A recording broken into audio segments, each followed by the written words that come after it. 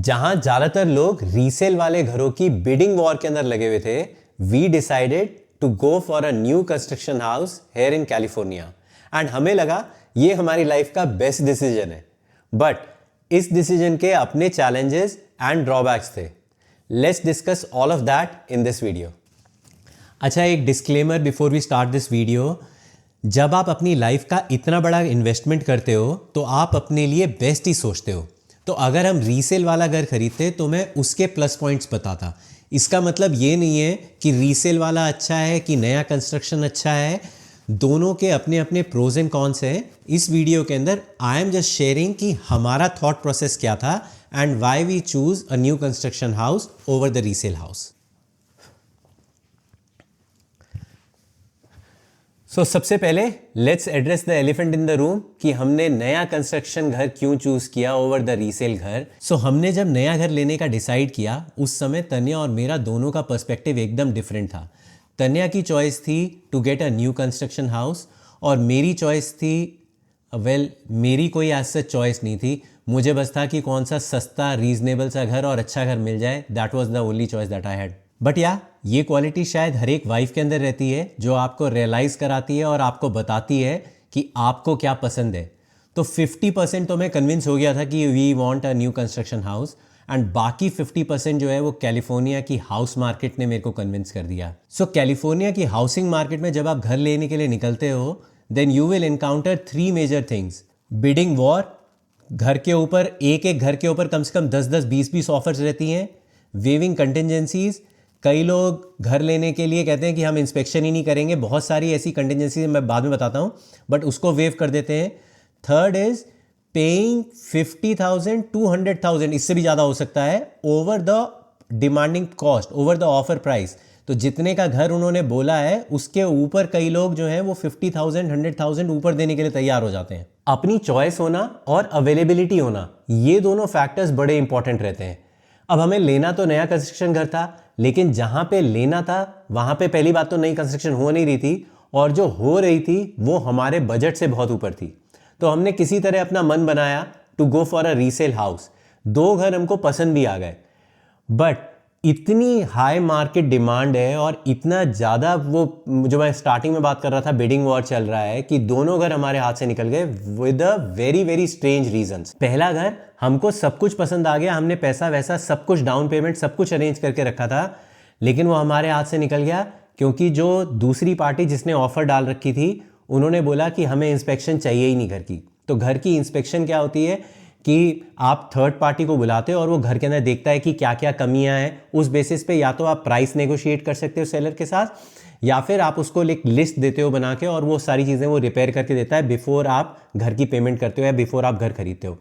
तो जो दूसरी पार्टी थी उसने बोला कि हमको वो इंस्पेक्शन कराने की जरूरत ही नहीं है, हमको कराने नहीं, जैसा घर है मैं देख लूंगा बात के अंदर, मुझे पसंद है वो कर लो। ये घर निकला हमारे।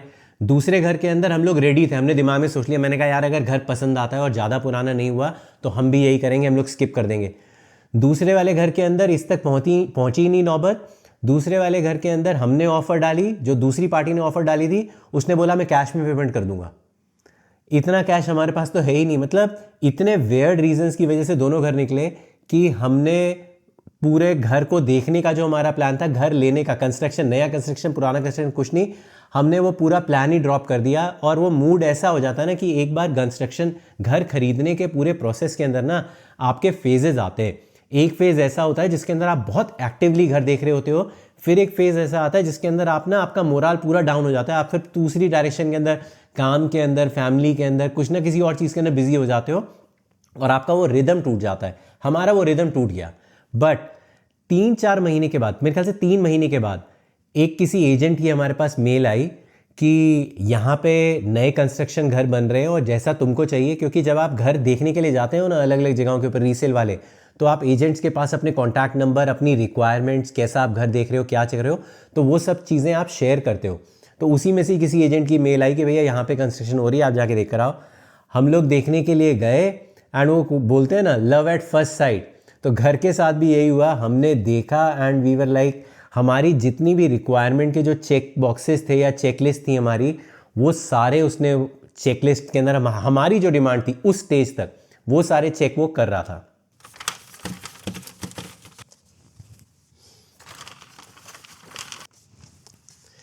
जैसे जैसे मौसम चेंज होता जा रहा है, धूप आती है ना यहाँ पे काउच के ऊपर, ये मेरी फेवरेट स्पॉट है। सुबह सुबह मैं कई बार ऑफिस का काम करते करते भी मैं यहाँ पे आ जाता हूँ, या तो बाहर बैठ जाता हूँ, लेकिन बाहर कई बार क्या होता है स्क्रीन के ऊपर ना बहुत ज़्यादा रिफ्लेक्शन आती है, तो आई सिट हेयर, ऐसी धूप आती है ना एकदम मज़ा आ जाता है। अच्छा, एलिफेंट अभी भी कमरे के अंदर ही है, सो लेट्स एड्रेस दैट। हमने न्यू कंस्ट्रक्शन घर खरीदा क्यों actually? So I will be 100% honest with you and I am not ashamed of it. So बहुत सारे लोग घर के जो काम होते हैं ना, जैसे इलेक्ट्रिक का काम हो गया या प्लम्बिंग का काम हो गया या वुड का कोई काम हो गया, रिपेयरिंग काम हो गया, इसके अंदर बहुत ज़्यादा प्रो होते हैं। प्रो अगर नहीं भी होते तो they know the basic knowledge and they know basic things to repair about. मैं इन सब काम के अंदर बिल्कुल अच्छा नहीं हूँ। यहाँ पे यूएस के अंदर ये सारी चीज़ें आना इज़ वेरी वेरी इंपॉर्टेंट। आपको एक हैंडीमैन बनना पड़ता है। मेरे को तन्या ने आज से 3-4 साल पहले एक ड्रिल मशीन गिफ्ट की थी। मैंने बोला था कि मेरे को ड्रिल देना and I will start doing, मैं घर के अंदर पेंट। इसीलिए if you see in our house ना, अभी भी हमारे घर में कोई भी चीज़ हैंग नहीं कर रखी है। ये टीवी भी हमने बाहर से उसको ऑर्डर किया था, वो लगा के गए हैं। आई कैनॉट ड्रिल, तो मैंने वो ड्रिल मशीन फाइनली इस घर में आने के बाद 1-2 चीज़ों के लिए यूज़ करनी स्टार्ट की है। मैंने टेबल बनाई थी मतलब उसको असेंबल किया था, उसके लिए यूज़ की थी। इन शॉर्ट, मैं ये सब घर के जो काम होते हैं ना, कि इलेक्ट्रिक के अंदर की कोई तार अगर कट गई है उसको चेंज करना या किसी फ़ैन को रिपेयर करना, I cannot do all this thing. तो मुझे ये डर था कि अगर हम लोग रीसेल वाला घर खरीदते हैं, अगर आप रीसेल वाला घर खरीदते हो तो आपको कुछ कुछ ऑल्टरेशंस, मॉडिफिकेशंस करनी पड़ती हैं कि कोई चीज़ है। अब आप हर चीज़ के लिए किसी को हायर करके उससे काम नहीं करवा सकते हो। It is very expensive. Cost wise it is not expensive, करवा सकते हो but it is very expensive. तो मेरा थॉट प्रोसेस ये रहता है कि आई am not ready for it. And अगर मैं किसी घर के अंदर, और ऐसा नहीं है रीसेल वाला घर आपको एकदम ही आधे रेट के ऊपर मिल रहा है, तो रीसेल वाले घर की भी वैल्यू उतनी ही रहती है, वो भी इतना ही कॉस्टली रहता है। तो इतना पैसा इन्वेस्ट करने के बाद मैं अगर किसी घर के अंदर जाता हूँ और वहाँ पे जाके एक कोई एसी जो है वो नहीं चल रहा है, वो चाहे 10 मिनट का ही काम हो, बट मैं personally I am not that kind of a person कि मैं वो स्ट्रेस ले पाऊँ कि यार ये नहीं चल रहा है। वो मेरा सारा मूड जो है वो घर खरीदने का, वो मेरा पूरा जो इन्जॉयमेंट है जिस चीज़ के लिए मैंने घर खरीदा है for peace and to stay calm, वो मेरी चीज़ ख़त्म हो जाएगी। ऐसे ही अगर कोई प्लम्बिंग के अंदर कहीं से कोई लीकेज अगर हो रखी है, सारी चीज़ों की अगर आप रीसेल वाला घर भी खरीदते हो तो आई एम नॉट, मैं अगेन स्टार्टिंग में भी मैंने बोला है, फिर से मैं डिस्क्लेमर दे रहा हूँ कि मैं ये नहीं कह रहा हूँ कि रीसेल वाले घर के अंदर बहुत प्रॉब्लम होती है इसलिए मैंने नया कंस्ट्रक्शन, मैं अपना थॉट प्रोसेस बता रहा हूँ। हो सकता है नए वाले घर के अंदर भी हो, बट मेरे को इतना पीस ऑफ माइंड रहता है कि यार मैं एटलीस्ट मेरी तरफ से मैं जो कर सकता था वो मैंने किया, मैंने अपने आप वो रिस्क नहीं लिया है। घर जब आप रीसेल वाला खरीदते हो तब भी एक इंस्पेक्शन होती है, आप कितनी बड़ी से बड़ी इंस्पेक्शन करवा सकते हो, वो सब कुछ डिटेल के ना चेक करते हैं कि कहीं पे कोई लीकेज तो नहीं है, कहीं पे कोई इलेक्ट्रिकल फॉल्ट तो नहीं है, वो सारी चीज़ें होती हैं। बट मेरी पर्सनली ऐसी थिंकिंग है कि I wasn't ready to go into that. अच्छा, ये रीजंस थे मेरे। तन्या के रीजंस ये तो थे ही थे, बट इसके अलावा तन्या के कुछ और रीजंस थे। तो तन्या का along with this one thing was she wanted full customization in her new house. तो उसको था कि जो घर पहले का बना हुआ है वो उस ओनर का या जो भी इससे पहले रहता था उसकी चॉइस का घर है, बट मैं अपने घर को एक अलग तरह से इन्विजन करती हूँ। आप जब अपना ड्रीम हाउस के बारे में सोचते हो ना, आप जब इतने ज़्यादा मॉडल होम्स देखते हो, इतने ज़्यादा ओपन हाउसेस करते हो, तो आपके मन में और आपके दिमाग में एक इमेज बन जाती है कि यार मेरे घर के अंदर मुझे ऐसी चीज़ें तो चाहिए, मुझे ऐसी चीज़ चाहिए। तो जब आप इतना ज़्यादा पैसा खर्च करते हो तो आपको एटलीस्ट वो सेटिस्फैक्शन आपको होनी चाहिए। अब आप चाहे रीसेल वाला खरीदो चाहे नया खरीदो, हो सकता है आपको रीसेल वाले घर के अंदर वो सारी चीज़ें मिल जाए what you are looking for. But Tanya को ये था कि मेरे को स्पेसिफिक तरह की टाइल्स चाहिए, मुझे स्पेसिफिक तरह का किचन काउंटर चाहिए, मुझे कबर्ड्स अलग तरह की चाहिए। तो एक वो एस्थेटिक वाला जो एस्पेक्ट आ जाता है ना कि मुझे फ्लोरिंग जो है, ऐसा नहीं है अब कोई रीसेल वाले घर के अंदर बाकी सब कुछ ठीक लग रहा है, किचन के अंदर फ्लोरिंग जो है वो बिल्कुल ही मिसमैच हो रखी। आप ये सारी चीज़ें करवा सकते हो बाद में, आई am not denying that. But आप एक नया घर खरीद रहे हो, उसके अंदर आप फिर पूरा फ्लोर उखड़वा रहे हो और उस पूरे नए फ्लोर को नया लगवा रहे हो। ना तो इतना टाइम है हमारे पास, ना इतनी हमारे पास पेशेंस है कि हम लोग ये सारा काम करवाएं। तो तन्या का ये पर्सपेक्टिव था for buying a new house. Second उसका पर्सपेक्टिव था कस्टमाइजेशन। तो जब हमने ये नया घर खरीदा, नए घर के अंदर आप ऑलमोस्ट सारी चीज़ों को कस्टमाइज़ करवा सकते हो। जैसे कि नीचे बाय डिफ़ॉल्ट हमारा बिल्डर कारपेट लगा के दे रहा था, बट हमने टाइल्स चूज़ करी, हमने क्या बोलते हैं इसको, I don't know what we call it, but ये वुडन जो टाइल्स रहती हैं ये हमने चूज़ करी। इसका क्या कलर हो सकता है वो कलर आप चूज़ कर सकते हो। आपको स्टेयर्स के ऊपर क्या चीज़ चाहिए, कारपेट चाहिए कि टाइल्स चाहिए। हमारे पास छोटा बच्चा है तो हमको ये टाइल्स नहीं चाहिए थी, हमको कारपेट चाहिए था उसके ऊपर।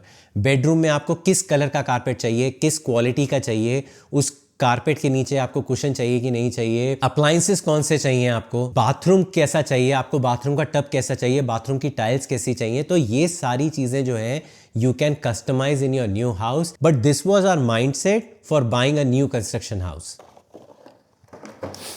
अच्छा, कुछ लोग जो है वो लैंडस्केपिंग के बारे में, बाहर जो लैंडस्केपिंग कराई है इसके बारे में पूछ रहे थे।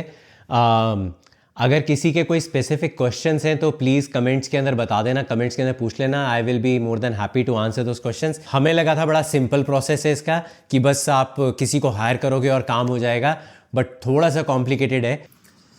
अच्छा, मैं बता रहा था जब घर हमने फाइनल कर दिया, फाइनल नहीं मतलब जब हमको घर पसंद आ गया, नया कंस्ट्रक्शन जो घर हमने देखा, मॉडल होम देखा, वो हमें पसंद आ गया, तब हमने फिर अपनी सारी एनर्जी और अपना सारा एफर्ट हमने लगा दिया उस बिल्डर की जन्म कुंडली निकालने के अंदर। टाइम पे घर बना के देगा कि नहीं देगा, बिल्डर की रेपुटेशन कैसी है। हर बिल्डर घर जब आप नया कंस्ट्रक्शन घर लेते हो तो उसके साथ साथ कुछ आपको वारंटी देता है। तो यूजुअली जो रहता है वो ये है कि 1 साल तक आपको पूरे घर की कोई भी चीज़ रिपेयरिंग के लिए, अगर कोई चीज़ टूट फूट है, आपने नहीं, जो अगर पहले से कुछ चीज़ प्रॉब्लम है वो अगर आपको फिक्स करानी है तो वो फिक्स करके देगा आपको। सेकेंडरी रहती है आपकी प्लम्बिंग की और इलेक्ट्रिसिटी की। अगर उसकी 2 साल की रहती है कि 2 साल तक अगर आपके कहीं पे लीकेज हो रही है या पाइप के अंदर पानी नहीं आ रहा है या इलेक्ट्रिसिटी के अंदर कहीं पे कोई सप्लाई में प्रॉब्लम आ रही है तो इसकी 2 साल की वारंटी रहती है। थर्ड रहती है 10 ईयर्स आपकी स्ट्रक्चर की। तो पूरे घर का जो स्ट्रक्चर है, सपोज छत गिर गई आपकी या आपकी एक दीवारी पूरी हिल गई, तो इसकी पूरी जो वारंटी रहती है वो 10 ईयर्स की रहती है। तो बिल्डर के लिए ये बड़ा इंपॉर्टेंट है आपके लिए चेक करना कि जो आपका बिल्डर है वो ये सारी चीज़ें दे रहा है कि नहीं दे रहा है। उसके बाद जो प्रोसेस था that was the real complication when it started. तो जब हमने एजेंट के साथ वो पूरा चीज़ देख लिया, घर रख लिया, उसकी सारी बातें हमको सारी कन्विंसिंग लगी और हमको सब कुछ ठीक लगा, देन उसने हमको बोला, हमने बोला हमको आगे प्रोसीड करना है इसके अंदर। उसने फिर हमको एक मैप दिया और फेज़ की लिस्ट दी। तो जितना भी घर जो वो रिलीज़ कर रहे थे, they were releasing in phases, phase 1, phase 2, phase 3। 1-2 phase already हो चुके थे, ये वाले फेज़ उनको फ्यूचर के अंदर रिलीज़ करने थे। तो वो मैप दिया, मैप के अंदर वो आपको दिखाते हैं कि कौन कौन से लॉट्स अवेलेबल हैं, कौन कौन से घर अवेलेबल हैं और किस किस लोकेशन के अंदर है। तो उस लॉट में से बहुत सारे घर तो हमने इसीलिए एलिमिनेट कर दिए कि साउथ फेसिंग थे। तो तन्या की ये बहुत बड़ी एक प्राइमरी रिक्वायरमेंट थी कि भैया मेरे को साउथ फेसिंग घर नहीं चाहिए, वी स्किप दैट। तो बहुत सारे घर तो हमारे उसमें एलिमिनेट हो गए। उसके बाद ऐसा नहीं है कि जो घर फेजेस के अंदर वो रिलीज कर रहे हैं वो घर आपने बुक करा लिया और आपको वो मिल गया। आपके वो एक प्रायोरिटी लिस्ट थी उनके पास, आपको उस प्रायोरिटी लिस्ट के अंदर अपना नाम ऐड करवाना है। एंड जैसे जैसे फेज रिलीज, उस प्रायोरिटी लिस्ट के अंदर ऑलरेडी बहुत सारे लोग एडेड थे।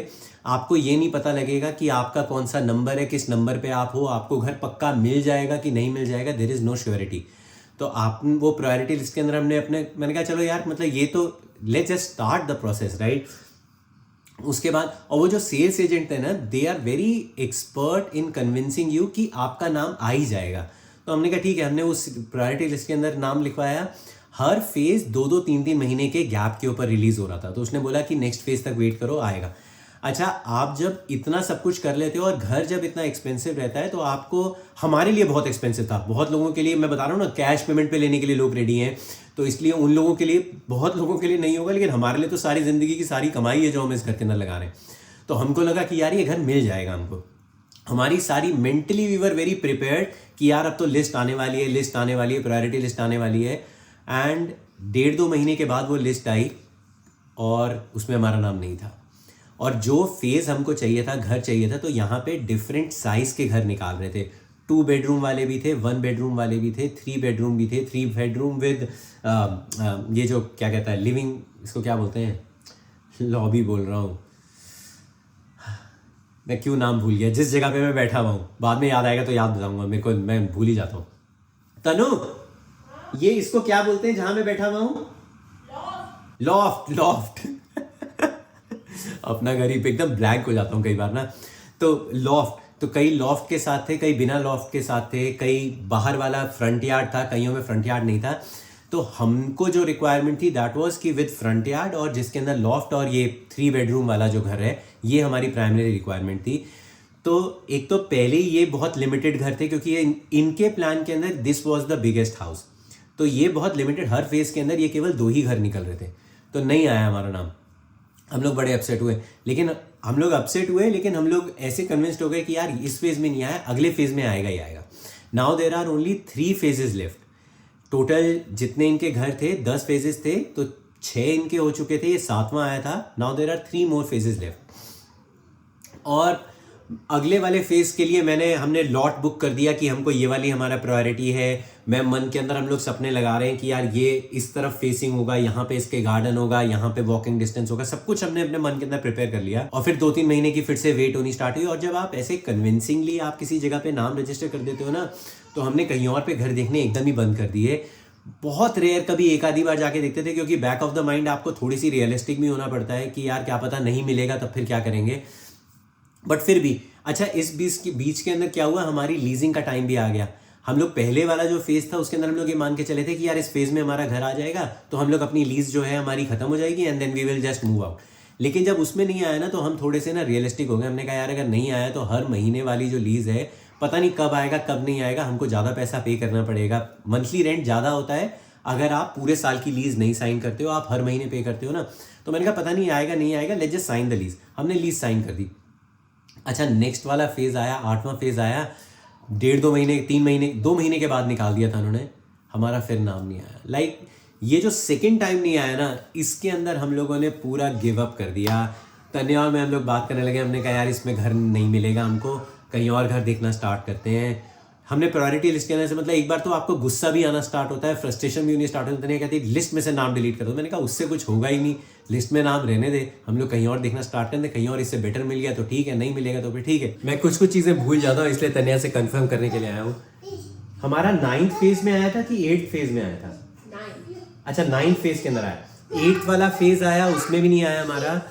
9th फेज के अंदर वी वर लाइक हमने पूरा गिव अप कर दिया था कि हमने कहा मिलेगा ही नहीं है घर हमको। हमने ज्यादा रिसर्च करनी भी बंद कर दी कि कौन सा, पहले हम लोग रोज वो उनका मैप, याद है हम लोग मैप खोल के बैठ जाते थे उसका कि ये वाला घर हमारा होगा, यहाँ पे गार्डन होगा, ऐसे होगा वैसे होगा।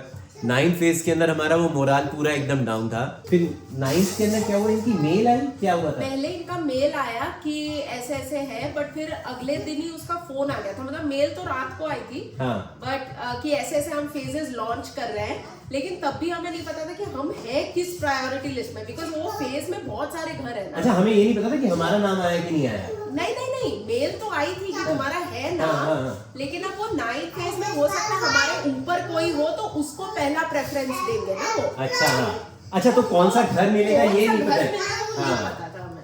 तो फिर जब उसका फोन आया अगले दिन, देन शी आस्क्ड कि तुम नंबर 1 पे हो अभी प्रायोरिटी लिस्ट में, तो तुमको ये वाला चाहिए कि कौन सा चाहिए, it's your choice, you choose. हम लोग मन बना के बैठे हुए थे कि हमको यही वाला घर चाहिए, क्योंकि वो वाला जो था वो एक्सेसिबिलिटी एडीएच बोलते हैं, क्या बोलते हैं, एडीए वाला घर था। वो दूसरे वाला जो घर रहता है उसमें व्हील चेयर एक्सेसिबिलिटी रहती है। बट फाइनली मेरे को अभी भी याद है वो दिन जब हम लोग रात को फोन आया उसका, क्योंकि इतनी हमने रिसर्च कर ली थी, इतने घर देख लिए थे कि ये था कि यार अब मिलना चाहिए घर। और जब मिला तो फिर इट वाज लाइक एक्साइटमेंट अलग लेवल पे थी। बस फिर वो वेट करना स्टार्ट हुआ, उसके बाद तो फिर वो थोड़ा सा जितना पैसा ऐसा हमसे मांगते हैं, कुछ बुकिंग अमाउंट बहुत जल्दी उन्होंने पैसा मांगा ना, कितने दिन में? 3% मांगा था, लाइक बुकिंग अमाउंट उसी समय उसी दिन, लाइक जिस दिन तुमने कंफर्म किया कि ऑन फोन कि यस हमें ये घर चाहिए, तो वो इमीडिएटली आपको ईमेल्स भेज देते हैं कि आप मतलब उनके अकाउंट कि आप इतना पैसा उसमें जमा कर दो। Like I think it was 3% of the house price. Process उस समय उतना समझ नहीं थी ना कि वो पता नहीं कितना मांगेंगे, मतलब वी डिडंट नो, मतलब ऐसा नहीं कि पूरा डाउन पेमेंट मांग लेते हैं, लेकिन कितना परसेंट है, फिर उसके बाद पता नहीं क्या और क्या लगेगा, हिडन कॉस्ट नहीं पता होती ना आपको, होगी मतलब लाइक आपको जो 3% तो पता है, लेकिन आपके मन में तो ये डाउट रहता है ना कि 3% के ऊपर उसने अगर कह दिया कि ये तो देना ही पड़ता है, तो you must be ready with some extra cash ना।